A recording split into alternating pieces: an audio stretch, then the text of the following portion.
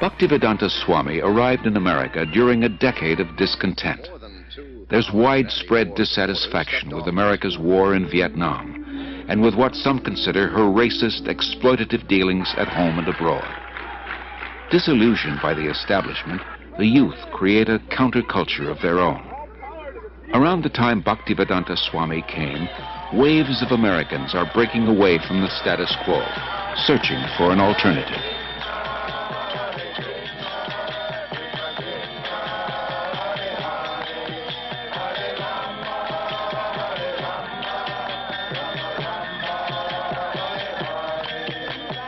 Krishna was all along preparing something, Bhaktivedanta Swami later wrote, and he brought you to me one by one, sincere boys and girls, to be trained in Krishna consciousness.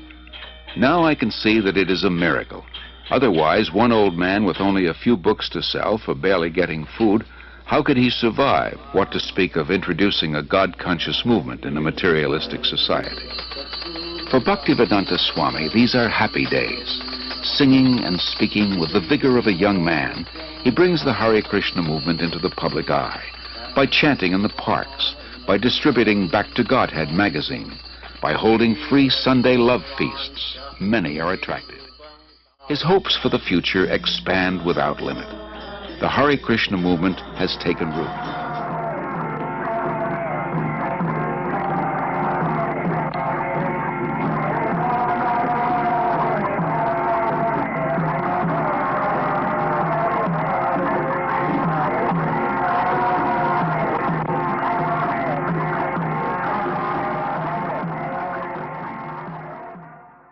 As people come to him, convinced of the Krishna conscious philosophy, Srila Prabhupada accepts them for initiation, not on the basis of birth, as in the rigid Hindu caste system, but on the basis of qualification and sincerity.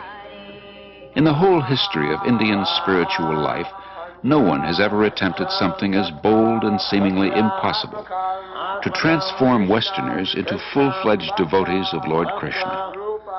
But by his intense spiritual energy and compassion, Srila Prabhupada is successful beyond his own expectations. In Srila Prabhupada's eyes, Krishna consciousness is not an armchair philosophy or a part-time religion. It is a way of life, a transcendental culture that can end man's political, economic, and social problems.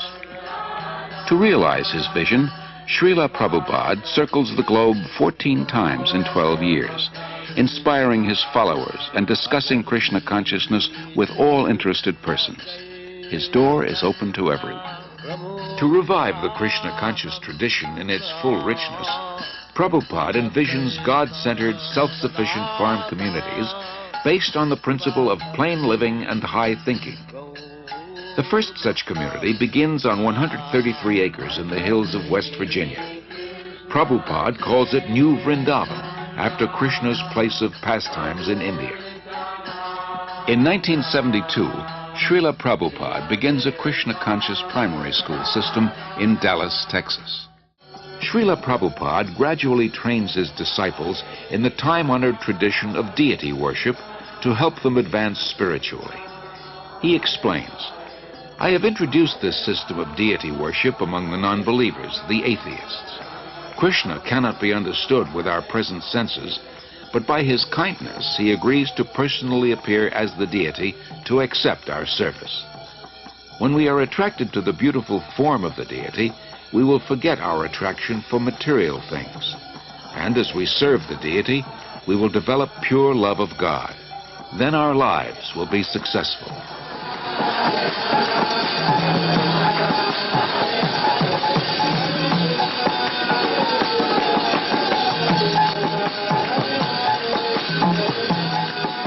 No one should go hungry within a 10-mile radius of the temple, Prabhupada instructs. In March 1972, devotees start the ISKCON Food Relief Program, distributing prasad, vegetarian food offered to Lord Krishna.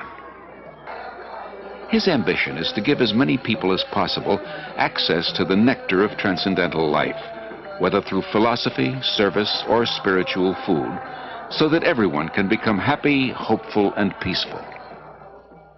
His most significant contribution is his books. Srila Prabhupada sees 60 million distributed in 28 languages.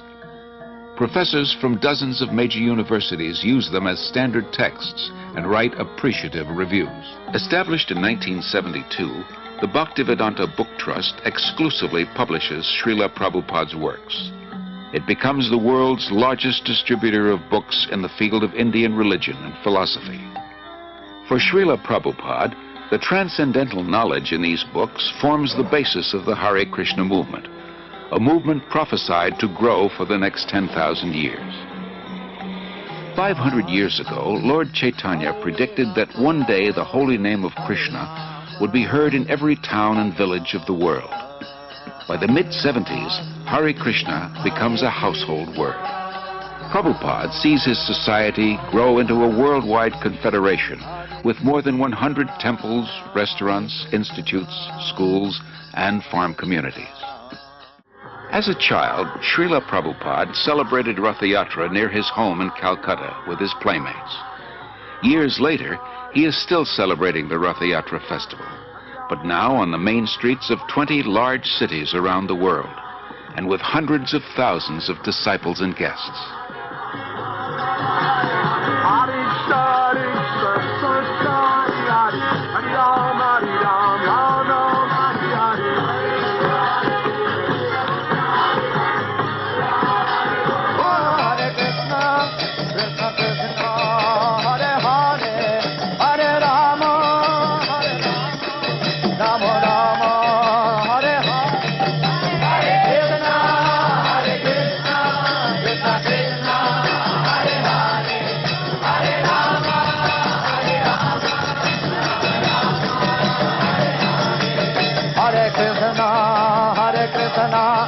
Krishna, Krishna